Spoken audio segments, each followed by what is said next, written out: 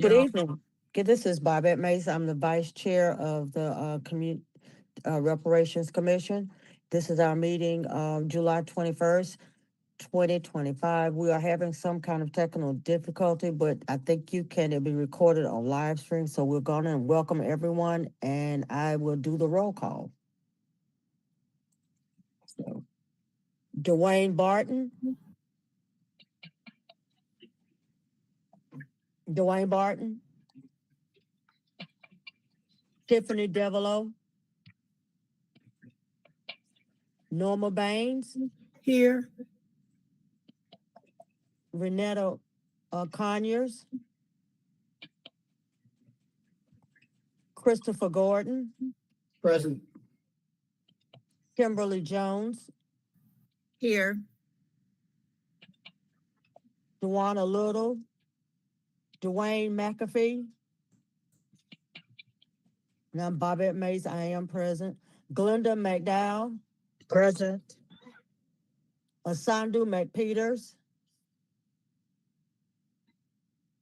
Dwayne Richardson. Present. Raynetta Waters. CC Weston. D. Williams. MZ Yehuda.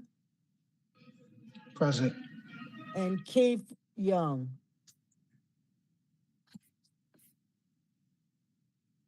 We have 7 present. I think we have to have one more for a quorum. Is that right? Yes, but we can still start the meeting. We can start the meeting. Still go ahead with the meeting. So Wayne Barton did join. I saw his Okay, name. Asandu's here. right. Okay. So what did you say, Dwayne? That Dwayne Barton has joined as well. So we should, I think, by numbers now have a quorum. Dwayne Barton? He's got to answer. Okay. Here. Okay. All right. We're good. Let's go on. And Renita Waters also just joined. Yes. Renetta Waters is present. Okay. All right. We'll get started then with the agenda for today. Can you guys see my screen? It's kind of small. Okay, let me make it larger. I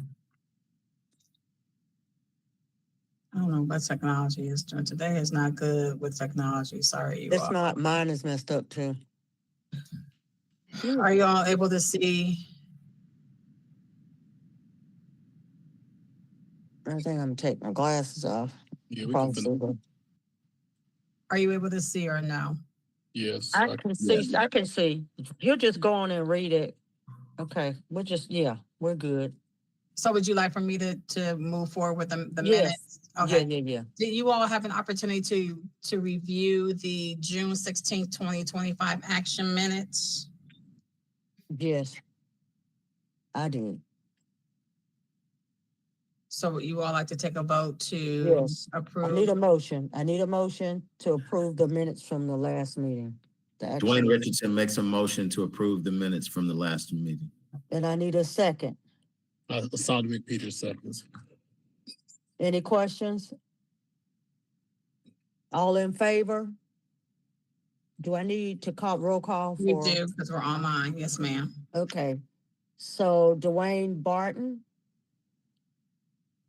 This is to approve the minutes, the action meeting minutes from last time. Yes? Okay. Norma Baines. Yes. Christopher Gordon. Yes. Kimberly Jones. Yes. Duana Little has not gotten here yet, I guess.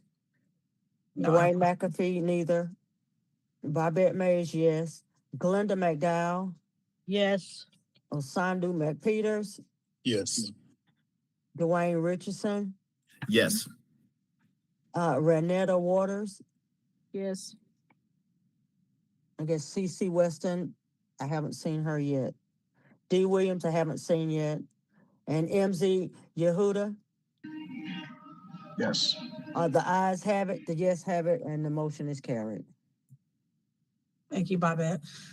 So the I attached or added the link to the corrected minutes for May 19th, so there's no action that's needed there.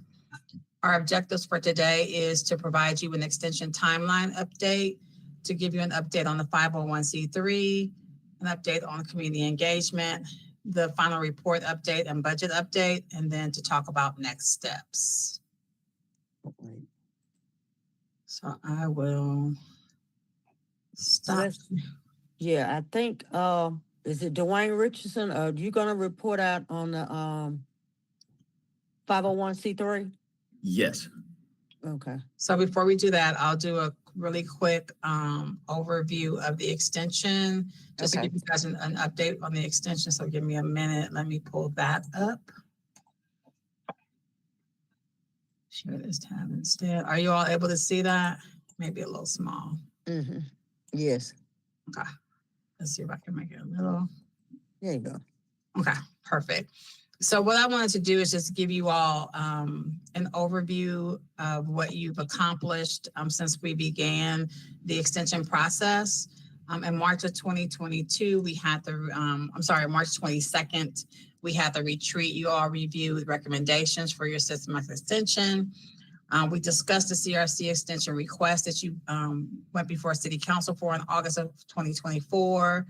And developed a work plan. You agreed on 2 priorities, which was the community engagement and the 501c3 and for formation to focus on the next 6 months. And then you also agreed on utilizing existing commissions for advisory council and truth and reconciliation council. In April, we had a special call meeting, which was a follow-up on the March retreat.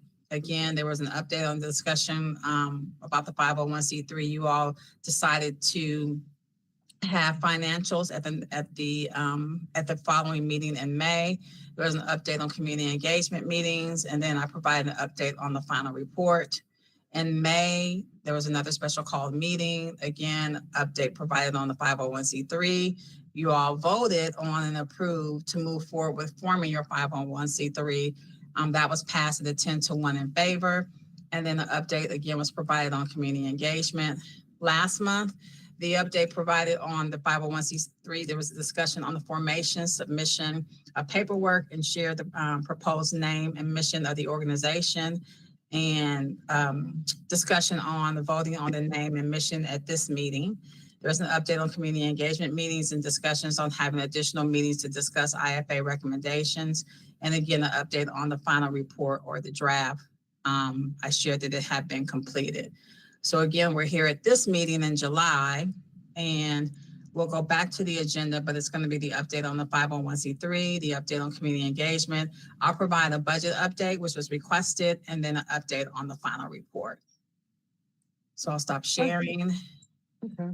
And if in August, that agenda needs to be determined. In September, we're looking at the closeout for staff. And so this is really just like for staff only. So tentatively, the CRC to make final presentation to governing bodies. What I will say about that is I did reach out to our clerk office to see if I could get you all on the schedule for September to present to council. However, there's only 1 meeting in September, which is on the 14th. So we're pushing that to October. So on October the 18th, I need to complete the form, the request for you all to be able to present to council your final presentation of the work that you've done on this commission and what you've done for the extension. And then Dr. No, are you on? I don't know if I didn't see if Dr. No was on, but I know that she's on. She's on. Okay, Dr. No, did you want to share your update with regards to them being able to present to Buncombe County commissioners? Yes, I can. All You need me right. to do that right now, or? Yeah, that's fine. Mhm. So right now we are aiming for September 2nd briefing. It is not set in stone. We're looking at the agenda to see if it would fit on that day. But we are looking for it to be in the month of September, hopefully. All righty. Thank you, Dr. No. Are there any questions from the commissioners? I have a question. Okay. If the city, if we're not able, will not be able to meet with the city council until September, can we continue to meet to be totally prepared for October, or will we already have submitted everything we need to submit to you by September? I would say, honestly, Bobette, that if you're not able to meet in September, you won't be able to meet in September for us. That I know. Right. But if you're going to be meeting with the Buncombe County Commissioners, I would hope that you all would have a draft of your presentation done by August. Okay. In preparation for that September presentation for Buncombe County Commissioners, if it's early. Okay. We can talk about it as we get closer to it. I mean, the 6 months was September, but the conversations I've had both with you and the chair, seems like you all are in a good place where you feel like you might be able to get everything done by August. And so I think you need to start working on that presentation. But again, we can play it by ear. Okay. Okay. Stop sharing. And the next item on the agenda is the update for the 501c3. Yes. Again, apologies for my malfunctioning camera. This is Dwayne Richardson. As it goes with the 501c3, we are very well positioned. Our paperwork has all been submitted. Everything is in order. The 501c committee, and I'm not sure this has been finalized with the group at large, but up to now, what we've gone with is 40 acres in the Land of the Sky Alliance, CDC. And so that is the name. Rather than bore the crowd with the purpose and the mission statement, those things can be made available to the group at a different time. I think that we're positioned very well with the 501c3. There have been some overtures from people in the community who would like to make donations to the 501c3. That has not been formalized in any way in terms of being able to accept those, because we don't yet fully have completed our paperwork with the state and our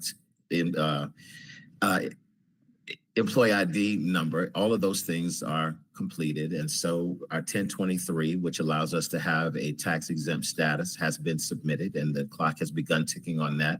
I was told that we can go ahead and go forward essentially, but since we have not reached a point of conclusion yet with the commission, obviously there is no role yet fully for the 501c3, but the preparation required for it to be registered with the state and the federal government has all been completed. Thank you, Dwayne, Mr. Richardson. I did have a question. I met with Dewana last week, and one of the things that she said in your last meeting was that you all needed to agree or vote on the purpose and the mission. And it was the plan to do that this evening. Is that still the plan? Actually, we completed the purpose and the mission, and I included it in the applications that we required. Okay. So you feel that there's no need for you all to agree on the purpose and the mission? Well, I think that unless the board, the commission at large feels that we need to review it, then by all means, I certainly wouldn't try and speak for other folks. What we put together, we felt was representative of the group. But if there's time within the agenda and the group thinks that it's worthy, I certainly wouldn't in any way try to discourage that. So is there anyone on here that feels like you would like to vote on the purpose and the mission? Or are you all okay with the fact that it's already been presented and filed with the state? And I can very easily augment that, just for the record. I mean, I think we did due diligence that they gave us what the draft was. We gave our input with suggestions. They stated the purpose of why they came up with the statements. And so, I mean, I trust that if they took, maybe send out that draft so that we can, or what was submitted to the state for us to see. But I feel like for us to review it, if there's any changes that need to be made, maybe a follow-up can be sent to Mr. Richardson soon, but I trust that they took what we shared as feedback and made the best adjustments before they submitted it. Thank you, Asanda. So I have two questions, just have two questions. The first one is, did you have to send in the mission statement and the purpose when you went to register for with the 501c3 and the tax exemption and the ID. That's number one. Number two, I want to know, will you have to give the names of the people that are on the board for this 501c3? Answer to question number one is yes. And Okay. question number two, eventually we will include those things. We don't at this formation point of the process have to submit that. So when are you gonna, because we're gonna have to have that when, before, we're going to have it by August or September. The names of who's going to serve on that board. So we'll have to, just to make sure that that whatever is done, we have to vote on that, whoever's going to serve on that for 501c3 board. Okay? Correct. And so I Okay. think that we will need to discuss who we're in a democratic process nominating for those positions. I think that's something that we should plan before we leave tonight to be prepared to address in our August meeting. Okay. And that will essentially be one of the remaining things that we have to do for the 501c3 to be prepared to go forward into the future. Okay. So Mr. Richardson, in speaking with Dawana last week, she was going to ask anyone who was interested in serving on that board to reach out to her. Okay. So that you all could discuss it at your next meeting outside of this meeting. Okay. Thank you for that. Yeah, you're welcome. So anyone who's interested in being serving on the board for the 501c3, please send an email to Dawana. And I would say include Mr. Richardson as well, since you're helping to lead this, Mr. Richardson, so that you all can discuss that and then be prepared to come back next month to vote on it or discuss and vote. Salah, could I ask a question, please? Sure. Do you have any recommendations as to how we should handle the process of selection for that board?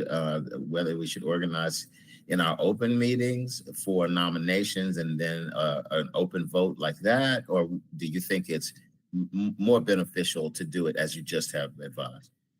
Right. So that's a great question. I don't have the answer to that question, but I am going to send you over to Brad, who I know is in this meeting. I'm always going to, refer you over to legal.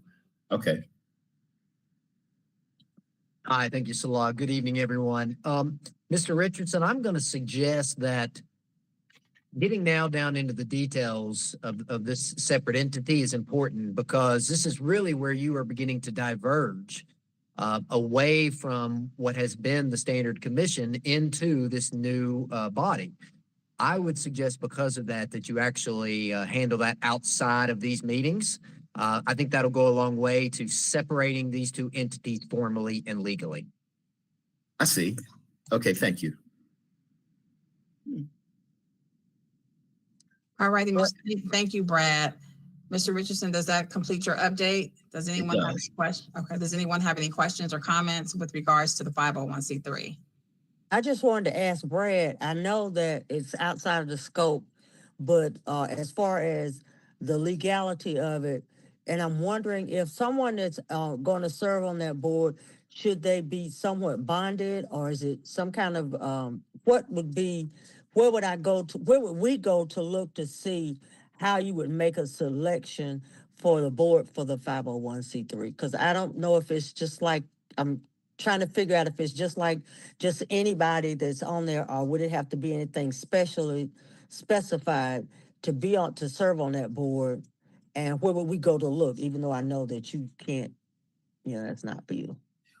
May I interrupt just for a moment, please, to add something to what Ms. Mays is saying, for the purpose of, as I have been putting it together for the group as we've gone so far, one of the things that I thought would be helpful to the people that we will work with and people who may want to make donations into the future would be that any individual who would be involved in the handling or disbursements of any money, that it would be appropriate for us to lend confidence to the public for those individuals to be bonded. And so let me say that is a thought that I had, but I had not had a chance to speak with legal about it. And so I want to before Brad goes, to say that is something that I was leaning towards thinking And I'm anxious to hear his answer.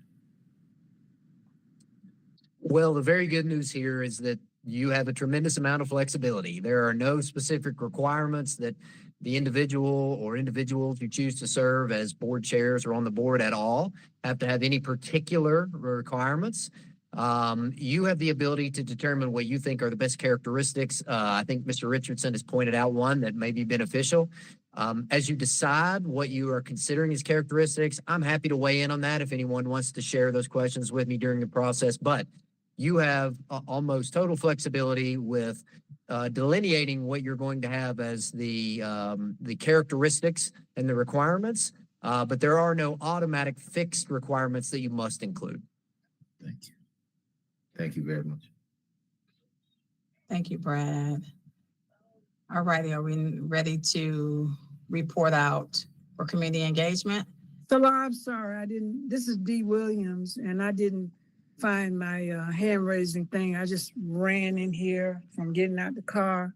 Okay. I wanted to ask the city attorney, Brad, is there going to be a requirement, since it's public money, for RFPs and RFQs for the groups that have petitioned to be partners, and the way the money is going to be dispersed, since it is public money? Is there a statutory requirement, since it seems like there's a threshold of over the informal bid amounts? Thanks.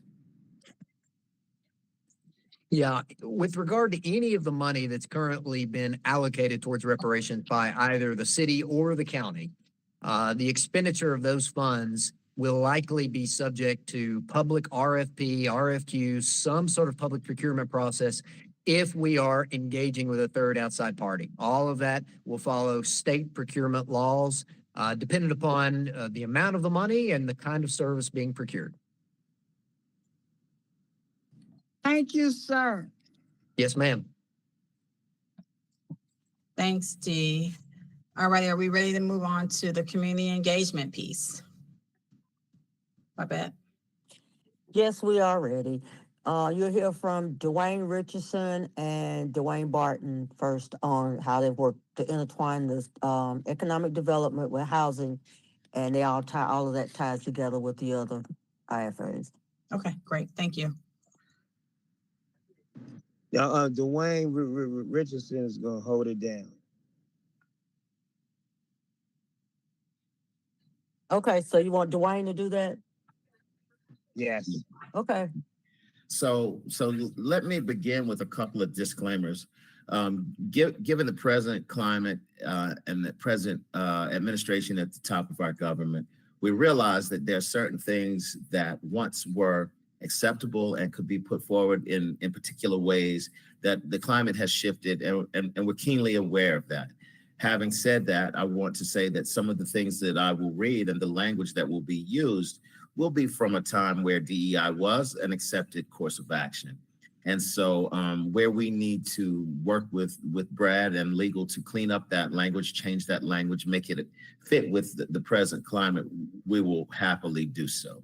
Having said that, as we try to look at how the Reparations Commission can tie together with the Community Development Block Grant / disaster relief funding, we're looking for ways that we can assist our communities to access some of the funding that's being made available, and in what ways the Reparation Commission can do that. There are certain of our recommendations that in our meetings we identified that we thought were could directly tie with that and could be a way for us to both be involved in delivering reparations funding to the community, but also tie that to the potential of HUD, FEMA, other funding, state, local, and federal government.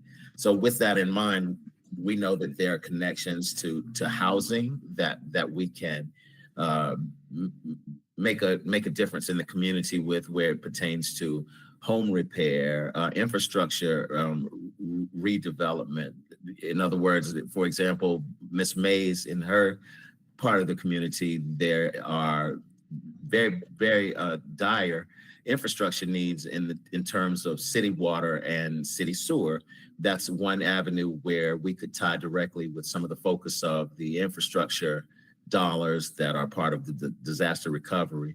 Second, from an economic development perspective, we believe that our economic development center, our neighborhood hubs, and our business corridors would be direct ties that could work for the Black community and every community. We sincerely believe that anything that helps the Black community helps the community at large. A stronger Black community is a stronger Asheville.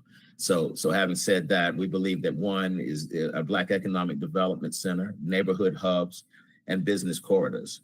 We also think that there were Black-owned businesses that were directly impacted by Helene, and we think that if there were grants made available to sustain and to lift those businesses, again, they're hiring people across the community, and that it helps to strengthen the community at large, while obviously trying to address, we're here as a reparations commission to address harms that took place across historical times to Black folks. So it's inevitable that our rhetoric will reflect that to a degree, but we certainly wish to be a good neighbor and to lift the entire community. So all of that jibber jabber is in response to the DEI climate at the moment. And finally, the third thing we believe is that having a way of creating accountability around all of the funds and all of the activities, and making sure that every community is kind of impacted and uplifted and benefits from the funding that could be made available through CDBG at DR. And so those are the three things to go back: Black Economic Development Center, neighborhood hubs and business corridors, grants for Black-owned businesses, and a sense of finding a way to have a pathway to accountability to make sure that, as D. Williams has said many times, the same old people doing the same old things, getting the same old results, and we don't want to see that happen again. Well, then you need to get some different people in there that you may not agree with philosophically or on a level that is non-personal, and hold them accountable to results. Now, are we talking about, and I saw the budget at some juncture, is this the CDBG recovery budget that you're asking to come from for $500,000, or is it the reparations fund? I'm not clear on where that money's going to come from. So Thank you. Let me say that I cannot speak directly to where that funding request is coming from at this time. That was not something I was tasked with, so I'm not privy to that answer. So who is? Because most, when you talk about recovery funding, it comes from an outside ancillary source. And the only ancillary source is CDBG recovery fund documents or budget. Are we talking about the reparations fund budget, or what are we talking about? And I'm just a budget person. I'm a money person. So who can answer that for me? Thank you. Is that something that maybe D, you, me, whomever, we could all get together and formalize those budgets, and you know exactly what we're putting forward? Is that something we can I can do any budget with any amount of money, but I want to know whoever concocted and put this together had enough forethought to talk about, the city doesn't even talk about recovery funds from its annualized operating budget. Maybe it's a reimbursement, maybe it's a CDBG recovery budget, which they've gotten, but it's always an ancillary budget. So I guess my thing is, where is this money going to come from other than the reparations budget, which stands about oh my God, I added it up today. I tried to, I was on driving, which is not good, about $6.2 to $6.4 million. So I guess I just want to know what kind of thought went into this process. We start talking about money, people don't respect you unless you come up with a way. You can detail how you came up with these amounts or the concept from which you're coming. And that's just straight up. I'm happy to work in any way I can. Let me say this, I can't work for free, because y'all, I put budgets out to you and you change your goals and all of that. And you paid a lot of folk from out of town to come in here. And one of the things you should have done is task them with putting together 501c3 and some other things. So since you didn't, I ain't mad at you, but I can't work for free, y'all. I love you, but I can't work for free. So So let me interject, D, because we on a time crunch. We only get an hour, a little more than an hour. they don't make no We- difference. I'm just Okay, telling you what the deal Okay, is. I'm just, I'm just gonna answer what you said, what you asked. As we went through this process with community engagement and we sat down and we talked about the top three things that we had put together, that were put together, we are looking at using the funding from reparations. We are using the term as recovery because there was a lot of things done, but that happened during Helene. So we know that. So there are some things that we're gonna do, but it would be coming out of our reparations budget at the beginning. That's how we were gonna start. So to answer that question, that's what it is. So we don't really have to reinvent the wheel again because we're moving forward. So everything that you said makes sense. It's clear. We understand you're not gonna work for free. So if there are not any other questions, we're gonna move on to Osandu is gonna tell us about education. Mr. Richardson has his hand up.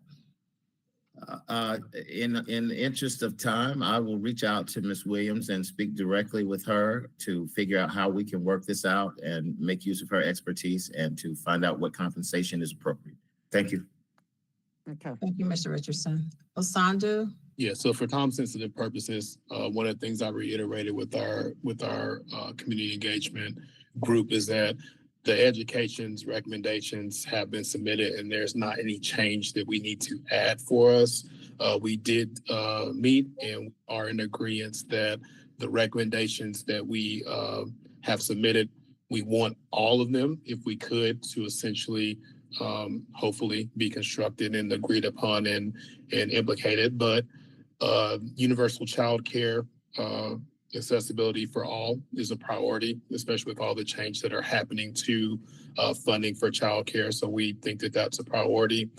We agree with what Mr. Richardson says. There's some collaboration efforts with economic development and housing as far as hubs for community-owned education and support centers.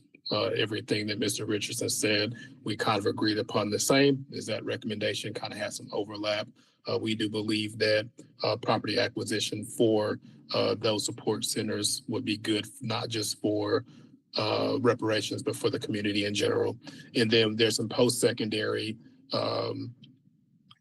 recommendations that we have for retention and advisement programs that will be a collaboration with economic development and also probably the school boards and systems as far as implementation. But we agree that those programs not just benefit, for reparations, that they would benefit students as a whole. So those are our top three. They've been submitted. Don't want to take our time here to go for detail about what all of those recommendations pose. I shared it with the group. So I think that everybody that's on here has probably looked at those recommendations. So that's where we're at. I think what something that hasn't been discussed as far as the community engagement as well is that there are some IFAs that I'm not sure who have met, and we do. I think MZ, I know Mr. Richardson, myself, there's others, Ms. Babette. We are interested in working with those IFAs who may not have gotten a chance to get together or still have some questions to finalize their top recommendations before next month. So I think that our goal is for us to get those other IFAs who may not have had a chance to meet or still have some questions to get that. And I think that we then should be almost complete with our task outside of the presentation to the city and county. Thank you, Osandu. I do have a question. As you all are meeting to look at the recommendations, did you ever go back through the presentations that were done? I want to say at the end of 2023, beginning of 2024, that showed the overlap in recommendations, like with education, economic development. Did you all go take a look at that? Did you revisit that? Yeah, we did in the past, Okay. but we also talked about with our recommendations, and I think they might actually be on there is, I think in like the side notes of what other IFA may need to come together as far as implementation. One of the things I shared with before is the accountability kind of task force or group, whatever it's wanted to be called, is we feel like that's a valid way to continue the conversation between city and county and that group to basically have a seat at the table, but to also be an advisement of these are people or groups or networks that need to come together to maybe help implement those recommendations that the city and county thinks or votes upon to want to come to life. So we are stressing that group does have a seat at the table that help with making sure those recommendations, if there's questions about them or if there's budgeting, funding things, or if there's, hey, who do we need to talk to or who needs to have a seat to be at this table to make sure that we get these done. I think that we do have notes on what groups could come together for that. Okay, thank you for that. And I have one final, I don't know if it's a final question, but I have an additional question with regards to the meetings. I know that there was a document that was sent out to the full commission showing the dates of the meetings. So will you guys be meeting additionally after this? I'm thinking moving forward that you'll be meeting to get that together, but is there an overall document that you're working from that you're sharing that shows the recommendations? Have you guys created that as of yet? I know that we didn't, education can only speak for that we did not, because in looking at what was vetted and what Dr. Maris had sent, we haven't had any changes. I do see that MZ sent something to the overall group that have what their, he might want to speak with this since he's here about what they decided, but we have not sent out anything new because there hasn't been any changes or updates from our lab final submission of those recommendations. Okay. So what I think what I'm hearing is probably that you have your top three from your respective IFAs that you would like for City Council and the commissioners to consider implementing. Is that correct? Right. That's correct. Okay. So are we not asking them to look at all 39 recommendations, but just to consider those top three from each IFA? We're going to start with the top. We're going to start with the top three of the IFAs. What we have not done, and MZ, when he'll report out about criminal justice when we finish, we're asking that, I know Miss Norma Baines is on here, but we want to invite her to be in our next meeting. We'll probably meet Thursday, the community engagement, because that was the only IFA that we did not have information on their three top. Her and we can include her and Renetta Conyers, because with that we would still not be over our quorum. Okay. So we'll bring that. What we want to do is to piece all of that together so it'll look like all of the recommendations that we have, even with the overlays and the overlaps. Got to put that in a format. So we're just now getting the report back from the IFAs.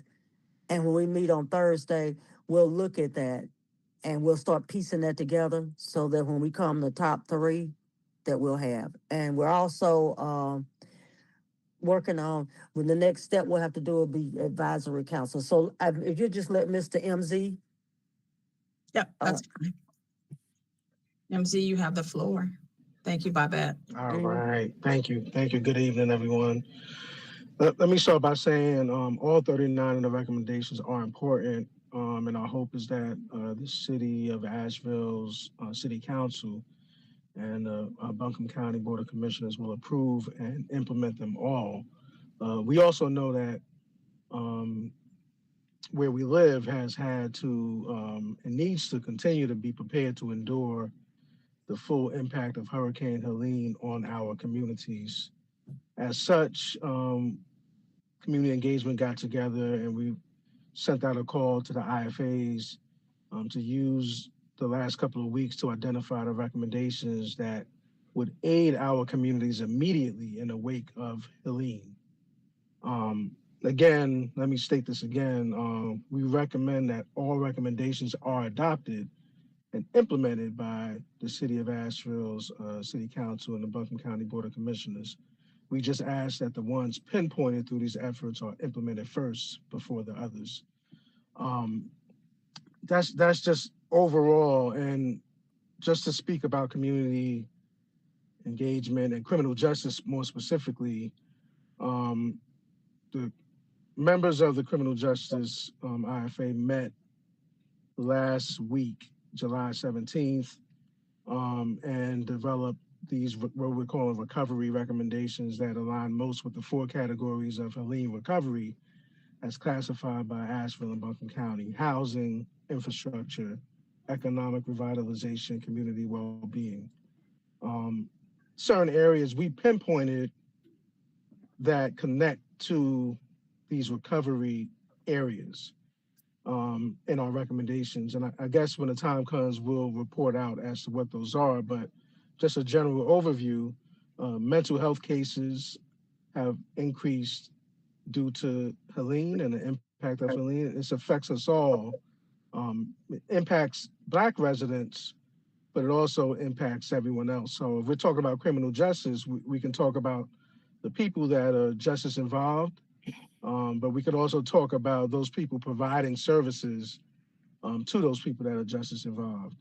That includes law enforcement, that includes staff who, may also need mental health support, which impacts the Black residents of Asheville that they're serving. We also know that people in the justice system, Black people in the justice system, have already been impacted by minimal or blocked access to affordable and safe housing due to previous convictions or criminal records or just general discrimination.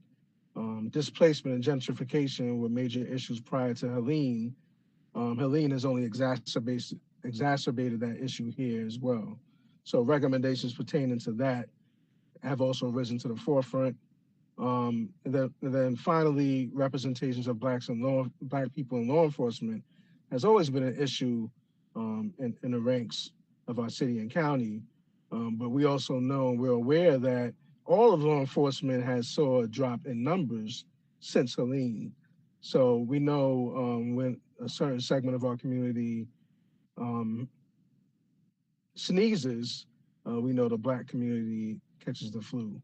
Or I guess for better case language, we can say COVID nowadays.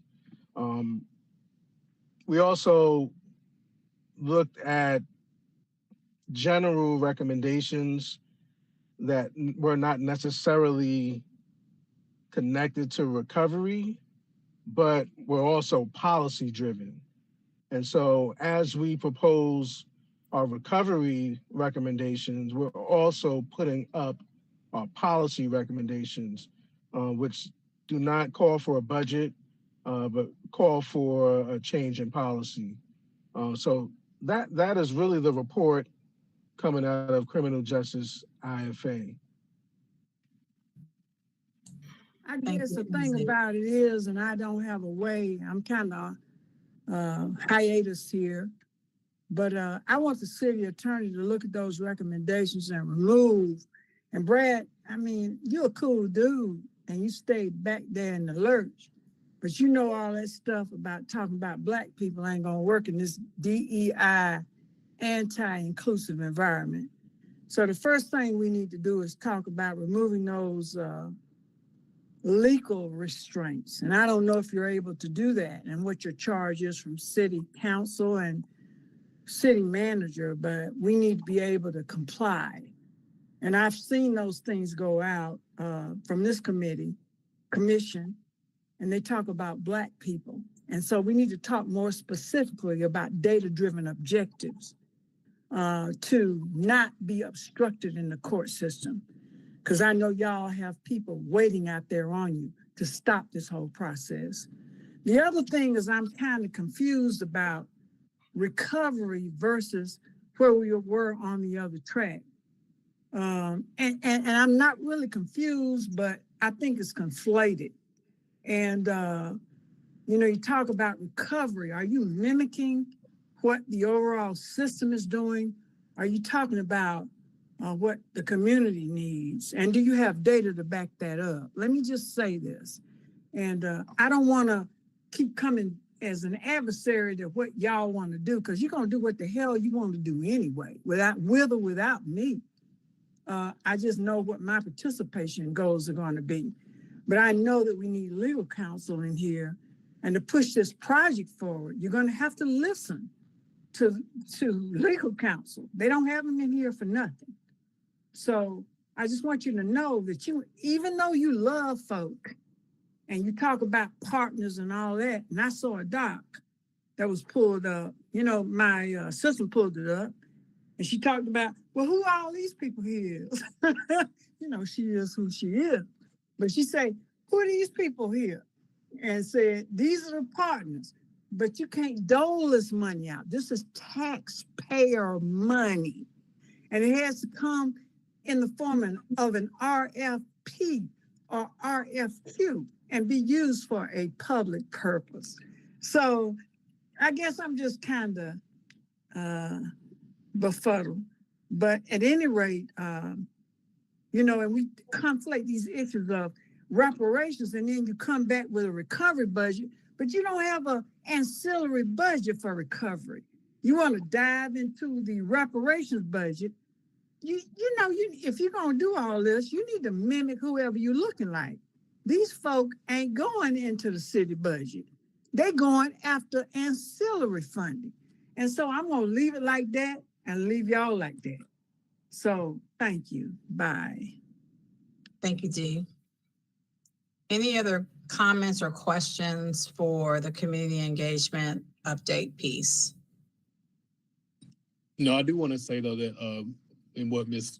D said, there has been discussions about that. I know I specifically said that in looking at recovery efforts that we should look at other entities that can help with funding for those projects versus using our funds for it. And that has been discussed. But again, I think that that's something outside of this meeting now. That's something that when implementation comes in, that's something that can be discussed on how we can get these initiatives funded, whether it's through our funds or in partnership or collaboration with others.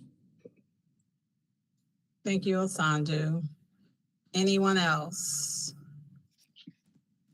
Good evening, everyone. I do apologize for my tardiness. Can y'all hear me? Yes. Fly, and I maybe Miss Norrell, I'm not sure.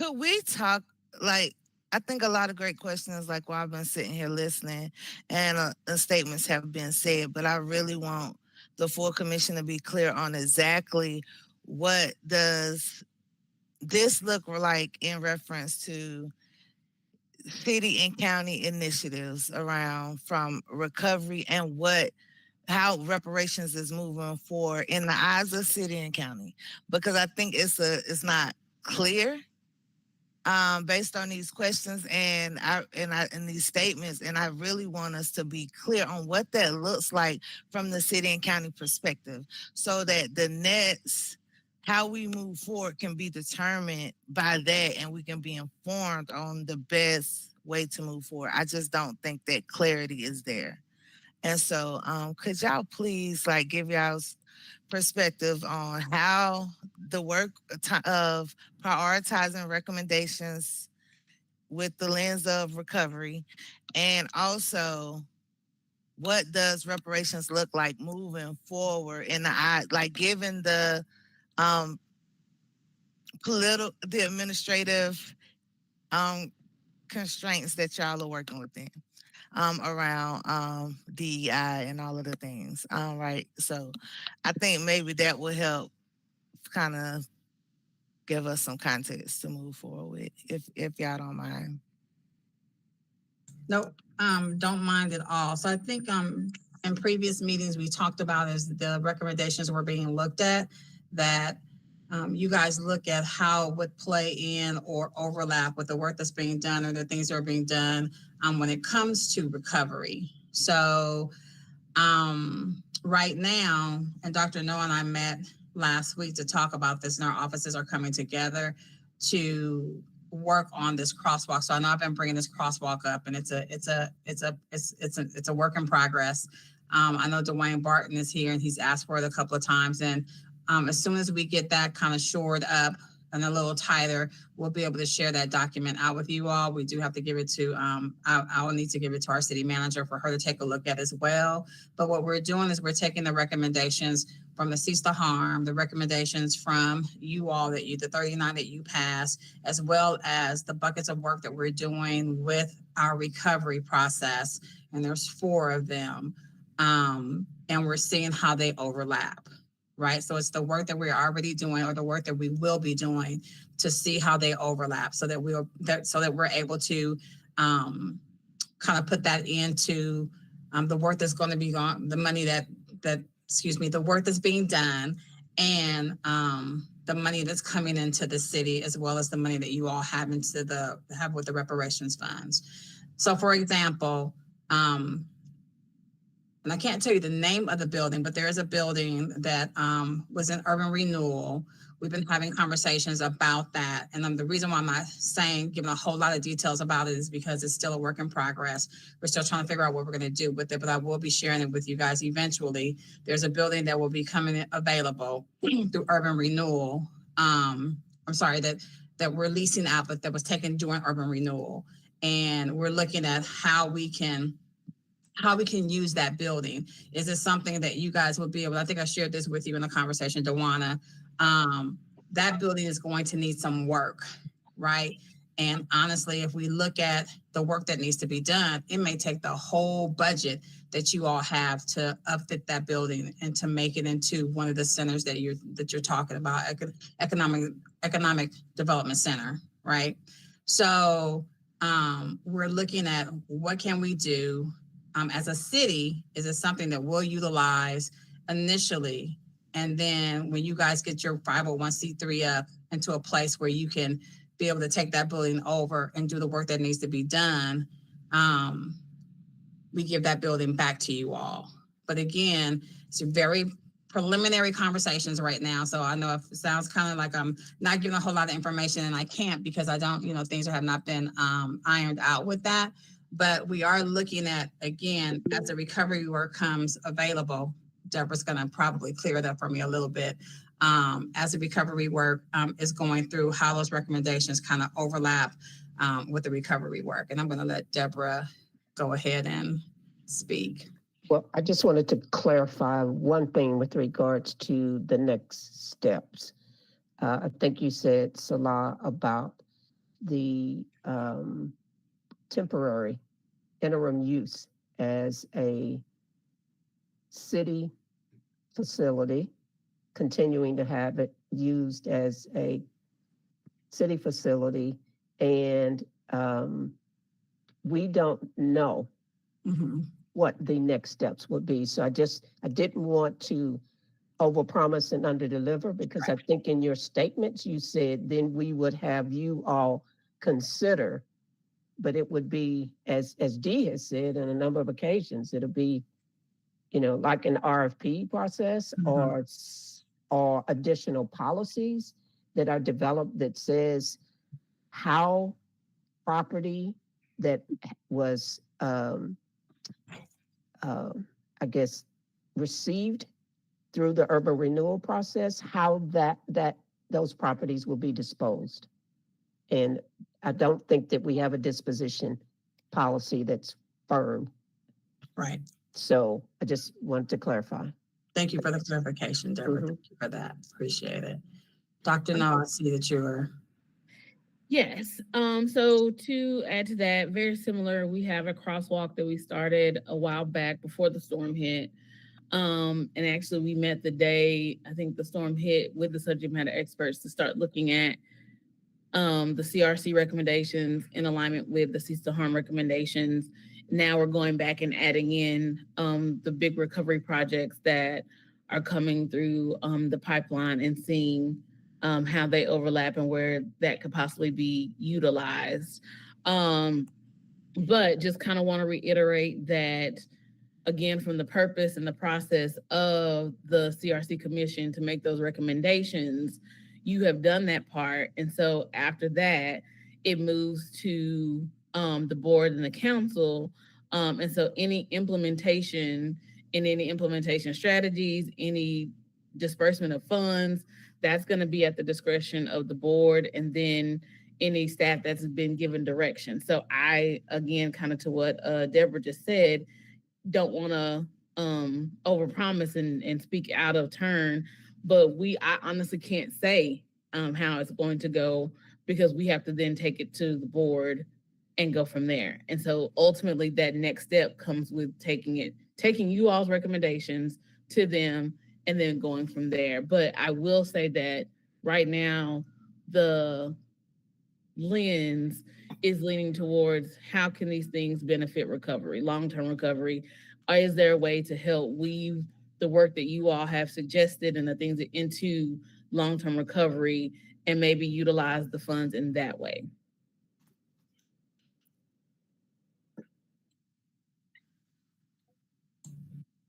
Tawana, was that helpful? Yes, it was.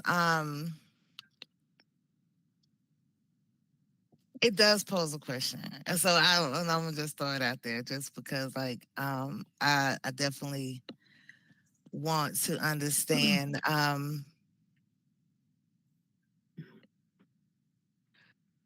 when looking at like I hear the crosswalk and implementation of the 104 plus the 39 the audited recommendations and the CRC recommendations. And so has the city council and Buncombe County commissioners not seen any of the recommendations, like not one? Outside of cease to harm. And the only reason why I'm saying that because we presented it to them. So I'm just trying to understand like what that looks like if we are at this point. Like, have they not, and what is the process, or what are y'all's process for if they haven't, why they haven't, and when y'all plan for them to see it? Because I'm just curious, like they haven't seen them. I won't say that they haven't seen them. Now, I can't guarantee that they have seen them. What I will say is that you all presented those recommendations are on our webpage, so they're out there for the public, right? So if you're asking me if I formally submitted those to our city council, we have not formally submitted them to the city council, unless you know something different, Deborah. But we haven't formally submitted those for them to be able to review and to vote on. We're waiting for you all to finish the work, but it is out there. They are aware of the recommendations. I'm sure that there's probably some city council members who have looked at them, but we're waiting for you all to finish the work. And I would just say ditto, Salah, in terms of has council seen these recommendations? I think it would be presumptuous of staff to present these recommendations when you all have asked for an extension. Mm-hmm. And we said, well, what are you going to do with the extension? And so we are waiting for you all to conclude your work. And I wholeheartedly encourage you all to conclude the work so that we can get on with considering implementation as soon as possible.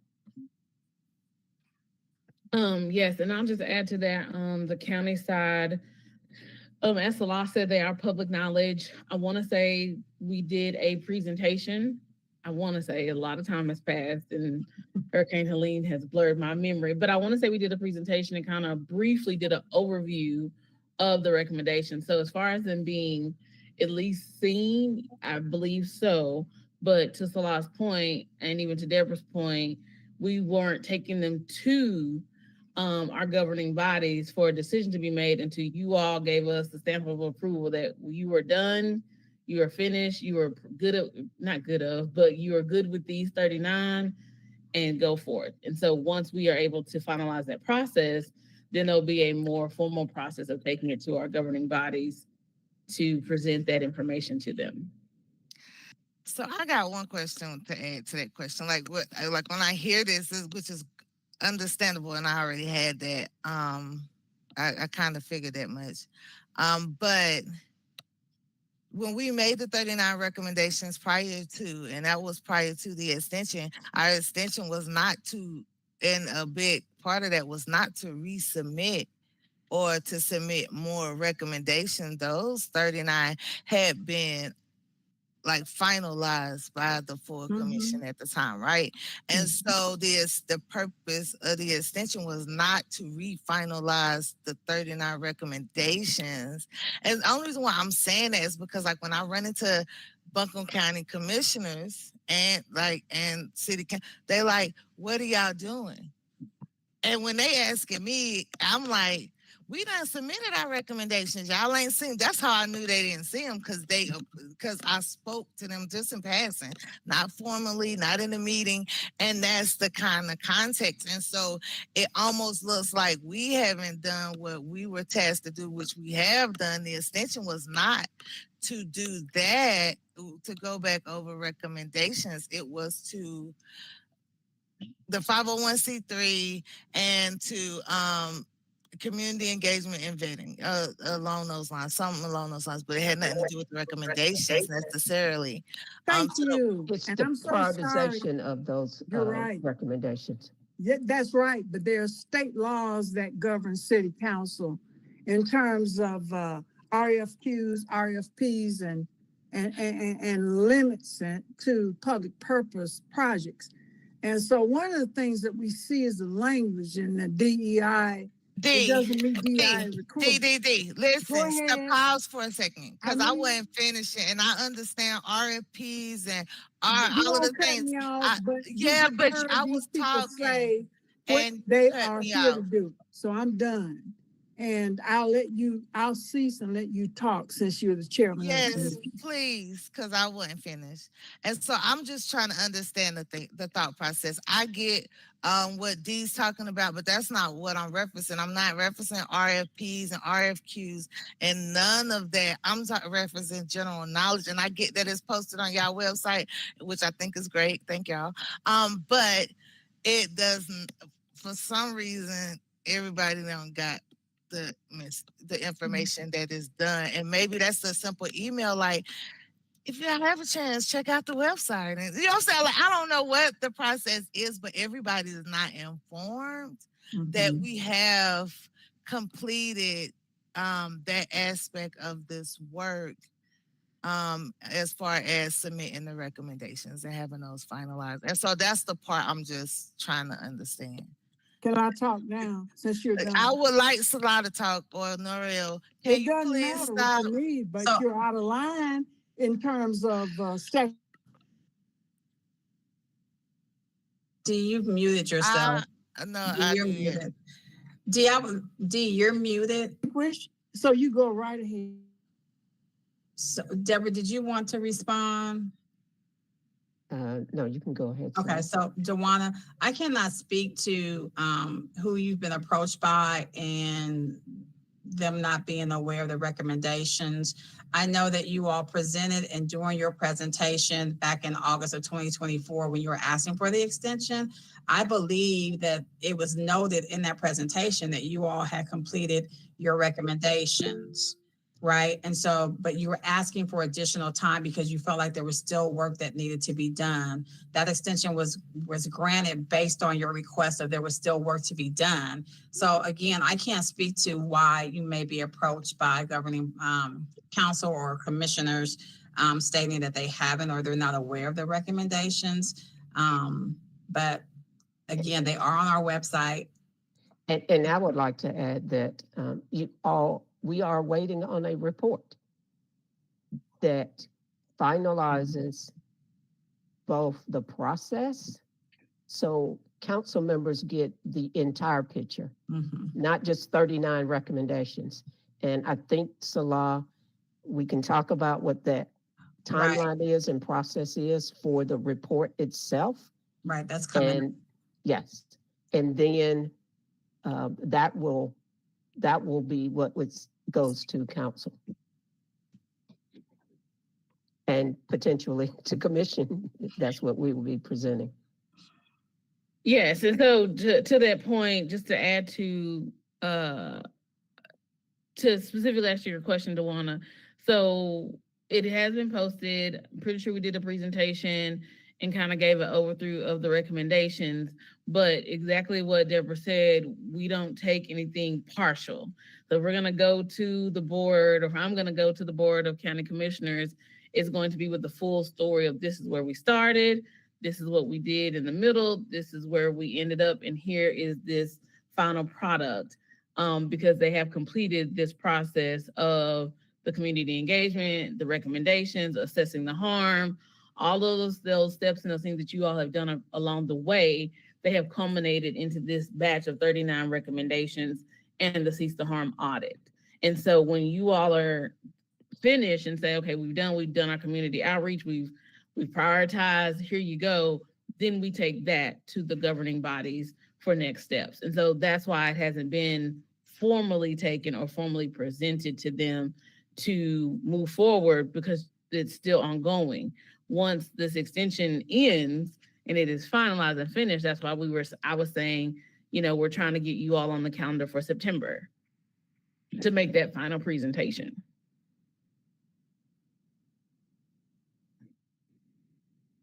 You good, Dawana? I have a question. So with the recommendations that we brought to you all tonight to be a part of the recovery,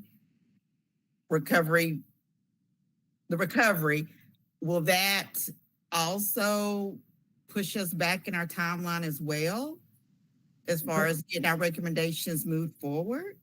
Or that's the part that it's a lot of things are very confusing, because we thought this was done, we thought that was done, we thought all this stuff. And I'm saying this with respect, ladies. I respect you all and all the work that you've done, but this whole process is ever changing. And now we've been asked to bring recommendations that could be part of a recovery process or recovery plan. And we're still sitting on 39 recommendations that we all thought were done, and wondering why we haven't seen any results from the work that we've already done, or someone saying, hey, these have passed. The commissioners or whoever have looked at it and said, these have went on. So that hasn't happened. So now we're bringing you all recommendations for recovery.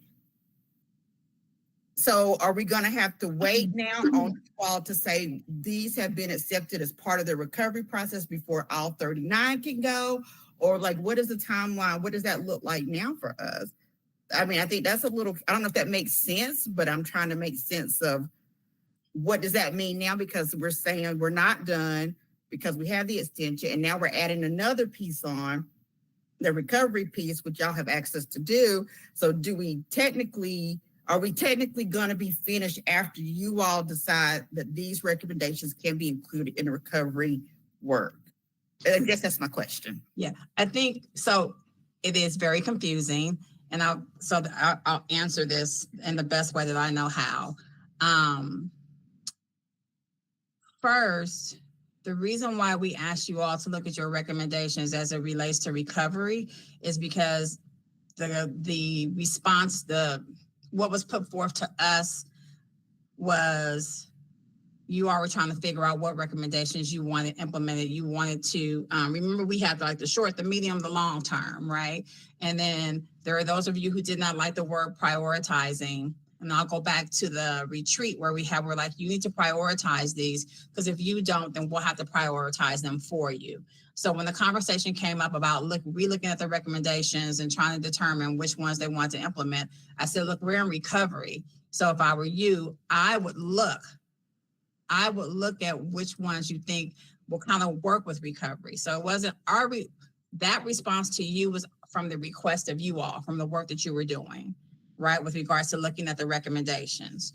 The other piece about the recommendations moving forward and being reviewed and implemented, I think through this whole process, once you guys got your extension and we started this process of the extension for the 6 months, at no time did we kept saying we cannot move forward until you all are done. And I know I've said that several times. I believe Dr. No has come behind me and said the same thing.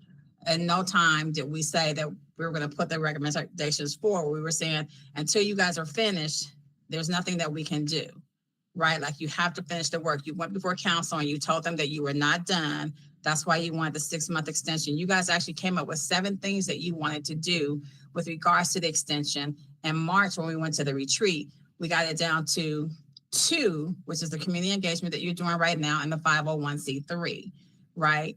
And so again, there was at no point in time that we said that we were going to implement. I've been saying we need to do this. We need to get this done so that we can push these recommendations forward and we can start our work as city and county on what we're going to implement. So I think there was probably just some confusion, and all the things in the storm probably added to that. But again, at no time did we say that we were at the process of implementing or that city council or Buncombe County commissioners had reviewed those and we were going to be implementing those. The crosswalk is really, and Dr. Nell, you can add to this as well, it's a tool that we'll be able to give, I'll say, to city council to be able to look at, to help them to make an informed decision of the work that we're currently doing, and what recommendations we might be able to implement. So hopefully that clears it up just a little bit. The timeline, as far as holding you back, it's, it's once they're able to look at it and we get the final report done, and they're able to read that and review that, they're going to come to us as staff and say, these are the ones. But we wanted to do that crosswalk to kind of give them an ideal of like, this is the work that we're doing. These are the recommendations that kind of fall in line with the work that we're doing, to make it easier on them to decide which ones can be implemented. Dr. Noah, do you want to add anything to that? Yes. Right.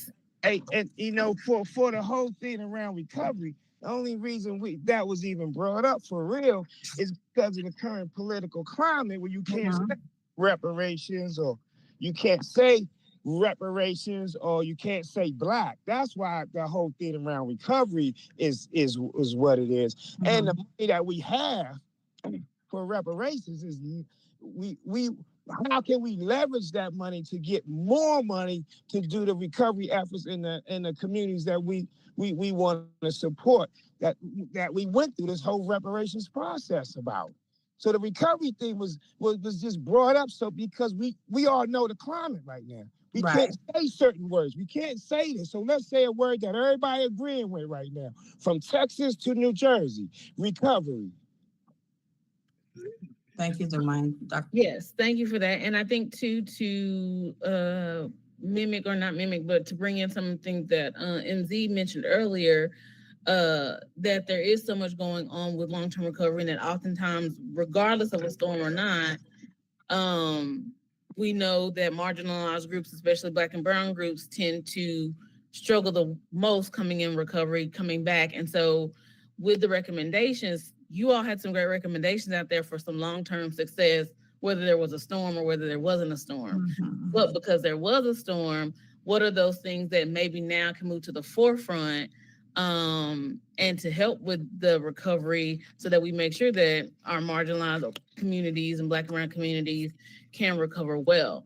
But, and to everything that Salah said, I agree. And then the only other thing is that there's not want to clear up that there's not when we decide to take it.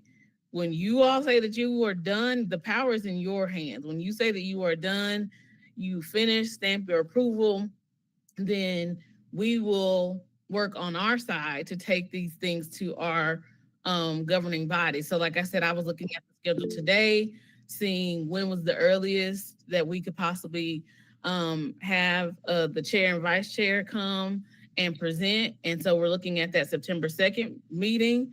But that's going to depend upon you all. As far as on our side, once you say you're done, we will take them, present, and move forward. But again, it's going to be looking at everything is kind of through this lens of recovery now, regardless, because that's what's at the forefront. And so it wasn't a request to add extra work to you all, to have you then look at and make specific recovery recommendations. The 39 recommendations that you have are the ones you have. We, at least Salah and I have talked about with the crosswalk, we were looking at, okay, this is what Cease the Harm said. Ooh, CRC said something similar. These two align. Then we were getting with our subject matter experts before the storm to say, hey, is any of this already happening? Is any of this already being done? Then the storm hit. So now it's getting with those same subject matter experts and our recovery experts to say, hey, is any of this kind of lining up to where it makes sense? For example, I'll just use it because we talked about it a lot in health and wellness, the hubs or having the doulas, the place. Well, having a hub with education support, health support would be great. Having resiliency kits that people can come pick up. So that's something that would help the overall recovery of Buncombe County and Asheville residents. And it's also something that you all suggested. And it's also something that the Cecil Harmada mentioned. So that one would kind of on a priority scale move up the ladder as it clicks all these boxes. So that's kind of what Salon and I have been doing by creating this crosswalk. But as far as when you all are ready and say you're done, we'll take our next steps forward. Thank you, Dr. No. I see that MZ has his hand up, and I really do want to provide an update on the final report and the budget. So MZ, you have the floor. Yeah, I have a question for the CRC. Are we done? What does it take for us to be done if we are not done? And then I have a question for the city and the county, Sarah, Dr. No. What do you need from us to signal to you that we are done? We just need for you to tell us that you're done. So if we tell you right now, if we vote right now that we are done, we can put these recommendations on the table of city council and board of commissioners? So what you would need to do is you need to come up with your presentation. And what we need to present is the final report. So I want the commission to answer your question, then I want to move on to the final report, because I think that that's also going to answer your question as well, MZ. So if the commission wants to respond to MZ's question about, are you all done? I would think that we have, if you're discerning, those recommendations went forth, but there were no budgets provided for those recommendations. I'm a professional person, and I'm a money person. The recommendations had no budgets. And, when you deal with developers and anybody else, if you don't have a budget, they don't even take you seriously. The second thing is that you're talking about now a recovery budget, but you don't have a budget for that. You talk about $500,000. And you don't even discern it out, or I guess I'm just somebody. And then you talk about these terms of Black, and the political climate. You're not even that smart to discern that, to take that out of that. And I know city attorneys listening. Deborah Campbell, I know you listening too. So Dee, thank you, because I know that you have expressed this. This is just straight up. Right. This is true. And then the other thing is, you know what? We all know who we like to work with, and we know who we like to deal with. But you know what? If they ain't the right people and they ain't got the right skills, we ain't even smart enough to dismiss them. So, I want to bring us back to center. Back of the line. Let y'all deal with it. And I like to bring us back to center, and I want you to answer the question. Right. So I want you to answer the question. I would like for you to answer the question that MZ posed. So MZ, what did he pose? He asked, do you feel like the CRC is done with the work? Hell yeah, they done, because they didn't even start it off in a rational place, because they weren't discerning. They did not come from a data position, and they full of bullshit. And they deal with people. I need you to watch your language. I need you to watch your language. I need you to watch your language. Nothing, because ain't no children in here. You ain't no children in here. Y'all got to mute her. Y'all got to mute her. I can't have it. You got to mute her. You can mute me, boo. Okay. So Dee, thank you, Dee. Is there anyone else who wants? Is there anyone else who would like to come? Dee, I'm not going to do this with you. Dee, when they don't like other women who talk to them in an assertive position. And this is how we do when we let people come in here and dictate what we need to do. And so, Dee, let me say this. You don't know you gave your response. You gave your response that you felt like the work was done. Are you upset? Are you upset? I'm not upset. I'm not upset at all. You Dee, are. I would like for the other You commissioners let everybody to else respond to talk, the but question. you don't let me talk. And so Dee, I let give this you be a ample lesson to opportunities to all speak. y'all out there, that if you disagree with these people who have an agenda, that they will cut you off. I don't care where they come from. Deborah Thank you, Dee. Campbell, I miss you. I love you. And the other folks in the county and city, if you're objective progenitors of what you're trying to do, I love you. I respect you. But here we are. And this is why we're the worst off black people in the state of North Carolina. Thank you. Thank you, Dee. Is there anyone else who would like to respond to MZ's question about the work being done? If not, we're going to move on to the update on the final report and the budget. I would like to ask if anybody got DeWanda, sent out via email. we lost you. Can you hear me now? Yes. That if anybody got anything to say now is welcome. I seen Dwayne unmute Barton. But if not, if we can send it out via email to give people time to kind of think on that, because that is a serious question. You know what I mean? That is a question that we would like answers to. Thank you. You're welcome. So if you all would like to, would you like for me to send out a Google form maybe? For you guys just to respond to, and then at least you'll have a record of who says, you know. Yeah. Yes, please. Yes. Yes. I can do that. Okay. All righty. So our next thing that we're going to talk about is But Salah, if I could, it Yes, has to be in the context of what is final. Does it mean, is it the report? right. And you've reviewed and you've agreed, and that's what we have got to take something to council that concludes this process. I just want to say sorry, MZ, I know you had your hand up, bro. Just real quick is that one of the recommendations is this advisory council. Yeah, thank you.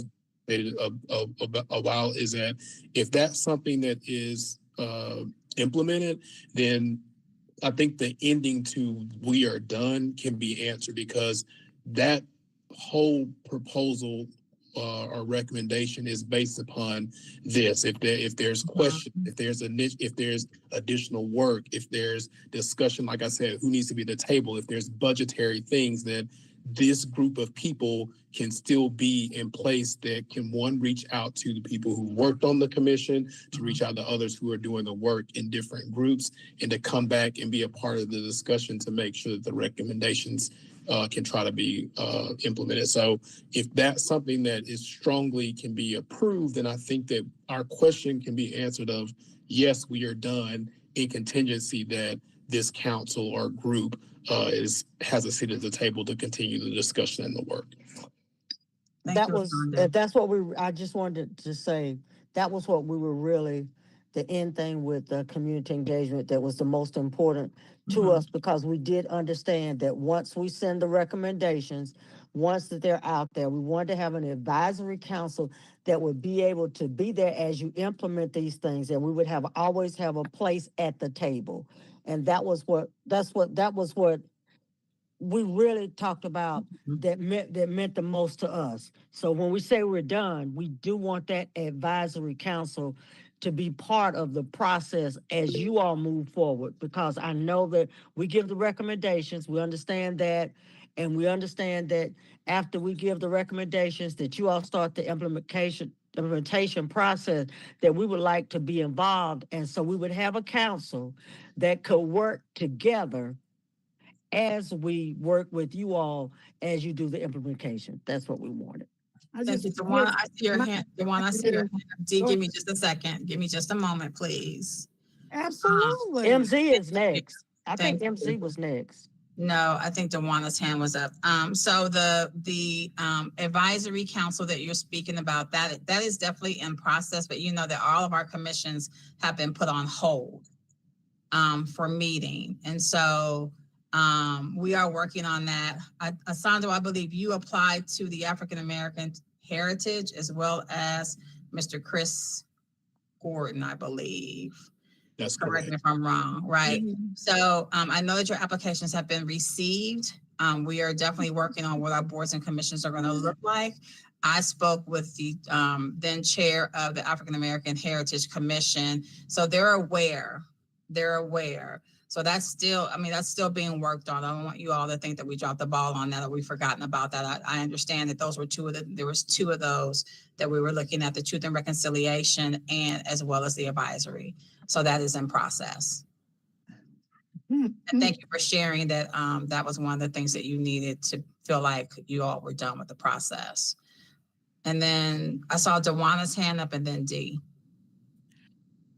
So, in reference to the advisory council, and so like joining the separate commissions, and that's the HRCA and the African American Heritage. I think that's what we talked about in our retreat, and having representation on those.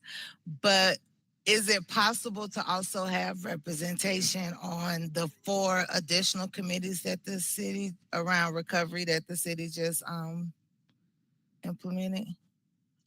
That's a great question. I probably will have to put that over to Deborah. What I can say is they're looking at the chair, possibly a chair from each of the other commissions. So I would say African American Heritage, we'll use that as one. And from HRCA to be on, I think there's 2 of them that come. There's people and I wrote the note. Thank you. People and environment and housing. So it looks like we have them possibly slated to be on a person on each of those from both of those buckets or those commissions. But given that we are technically a commission and we are also invited to those chair and vice chair meetings where the conversation is being had, where this came up, are the people like from, I understand HRC and African American Heritage, but could someone from this commission that might not be on the HRC or the African American Heritage have representation? I guess that's the question I'm asking. I think, Dewan, if I could respond, this commission has a sunset, and those other commission advisory boards do not. That's the first thing. The second thing is you were asking about representation. Yes, ma'am. The concept of the revising of these advisory boards is still in the conceptual phase. Nothing has been approved until Brad does his resolution, and there are 4 votes around this new potential structure of having the 4 focus areas that are council priorities and having about 11 members serving on that, the various 4 boards or 4 advisory boards. There will be appointments that will be made to the general public. Anybody can apply. And so for each one of those 4 focus area priorities, there will be the chair and the vice chair of various advisory boards, and council will have the opportunity to add 4 to 5 additional members. So you can apply. Anybody can apply. That's conceptually the way staff is recommending that we move forward. Thank you, Deborah. Sure. Dewana, does that answer your question? It does, but I completely get that process. I don't apply to boards before, so I get it. It's just like for me, representation is key, and a lot of times and having a seat at the table is key. And as we talk Absolutely. about recovery and recognizing the dynamics that was already pre-existing the storm and the post dynamics when it comes to recovery and even the work that we're doing now, how how do we minimize being not represented at those tables? So a lot of times in those open forums, and I done been on advisory boards of the city and worked with the county in different ways. So I'm just trying to understand, like, how do we ensure that there's representation, or what does that process look like? Because a lot of times, as has been previously stated, a lot of times Black and brown folks get left out of the process. You know what I mean? And so I'm just trying to see, like, and ensuring, like, even the recommendations that's being crosswalked with these different areas of recovery and looking at those areas, even the ones that rise to the top as a priority. How do we how's the representation going to ensure that it's implementing with the intentions that this commission created it for? Like, I think that's, for me, the biggest thing is, like, yeah, we can always submit. People have submitted things to our city and county plenty of times, right? But how do we know that the intention for which it was created through this process is actually being upheld, even once it moved into the implementation phase? And I think that was the big part of the advisory board and all of the IFAs recommending that there's an advisory board for accountability and intention. You know what I mean? So for me, it's like, oh, it's these 4 new boards when it comes to recovery. Oftentimes in recovery, historically across the country, Black and brown families, Black and brown people of those communities are left out of that process. And how are we doing it different here? And I guess Dewana, that's the all I can question. say is if you would apply to be on one of those advisory boards, you or anyone on the commission can apply to be on those boards. Council will have the opportunity to appoint 4 to 5 members. Okay. The other members will come from the existing advisory boards. All right. Thank you. You're welcome. Thank you, Deborah. Thank you, Dawana. I see Dee's hand is up, Babette, and then I really need to move on to the agenda to talk about the final report and the budget. The only thing I can do is second what Deborah Campbell has said. Thank you, Dee. And basically, you have to adhere to statutory law. You have to adhere to the rules and, the performance, the things that the existing boards and commissions have. And there are some of us, and we need to talk very candidly about how we've been excluded. And I am one of those people who's been excluded. And you can even hear in your dialogue how you talk to me versus other people. And that's just straight up. And even though we're smarter than most people, and I ain't gonna call you that other word that ends with F in it, that's why you don't get anywhere.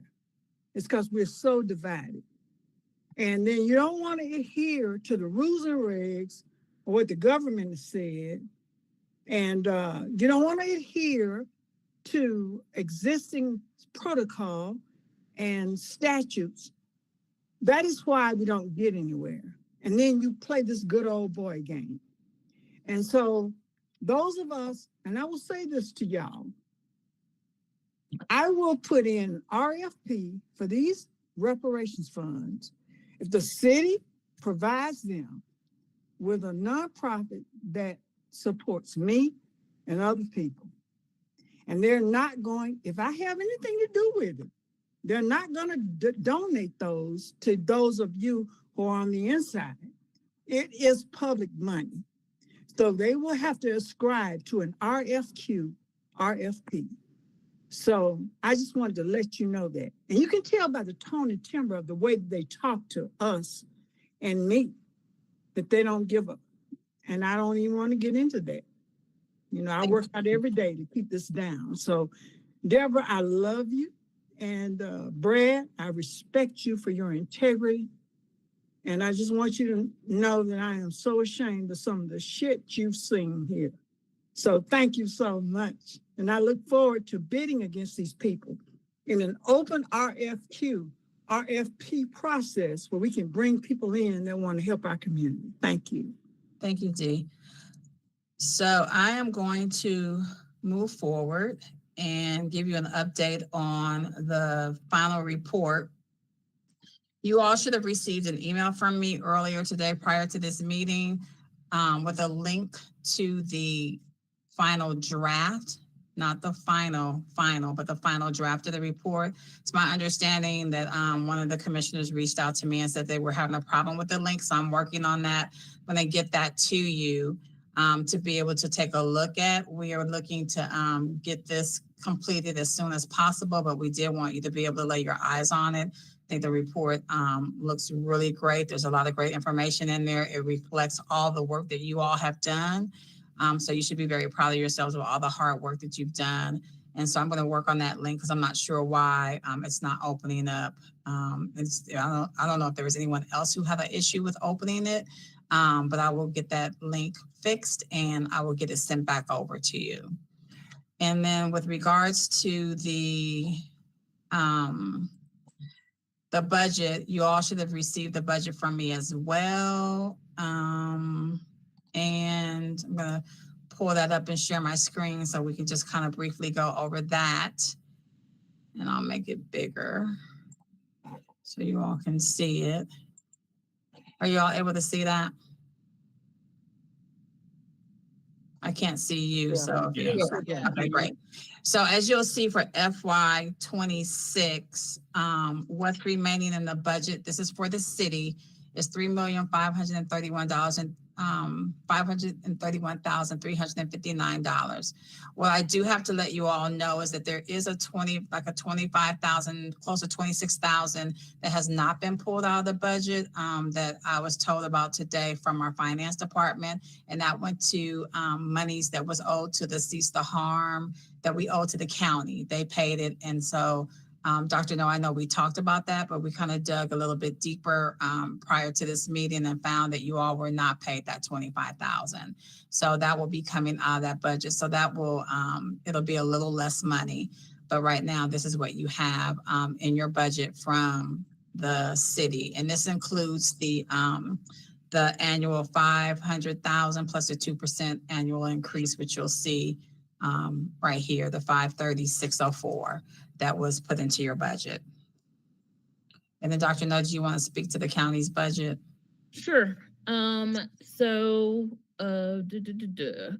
For fiscal year 2026, the remaining balance after paying out for the Cease the Harm audit is the $2,916,829 dollars. And so that will, as Salah just said, when that 26,000 is reconciled, that will increase on our side a little bit, but no funds have been expended since the money for the Cease the Harm audit went out. Thank you, Dr. Now, do you all have any questions about the budget? All righty. Stop sharing. And we've come to the end of our agenda. Dewana or Babette, would you all like to talk about the next steps? And again, because our meeting, we were having a problem with the public input, there will not be any public comment if there were any for this meeting this time around. I know for next steps in reference to the 501c3 committee, we have definitely been working within our IFA groups and attending those meetings. But we will be continuing to work on the further structuring of the 501c3 and the actual 501c3 documentation, as far as the federal. So the state, I'm not sure if an update was provided, but the state. It was Okay. provided by Mr. Richardson, and then I would just ask you to get with Mr. Richardson to talk about what he shared and next steps. Okay. And so we will be working on that in our committee and the bylaws, which is definitely important.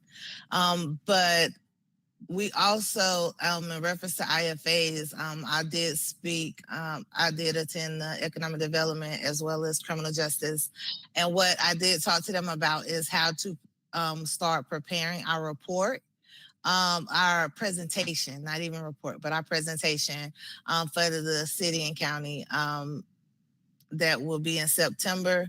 But between now and our next meeting, hopefully I'll be working with the different IFAs and the community engagement group, as well as the 501c3 group, to get to craft that presentation with those prioritized recommendations. And so that is the next steps that I have, and I'm not sure if Bobette has any next steps for community engagement. Thank you, Dawana. Well, community engagement, our next steps will be that we'll come together and piece all of that together. And like I said, we're inviting the health and wellness into that group so we can finalize whatever they had, because when it comes down to it, all the pieces that have to come together. So most of the people on community engagement are on the IFAs. So if we get all that together, because we're going to be ready to be done and ready to submit.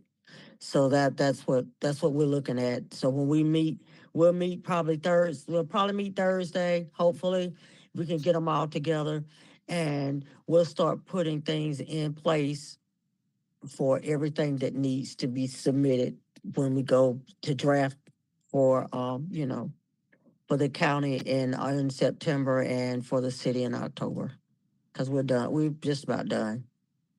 Thank you, Bobette.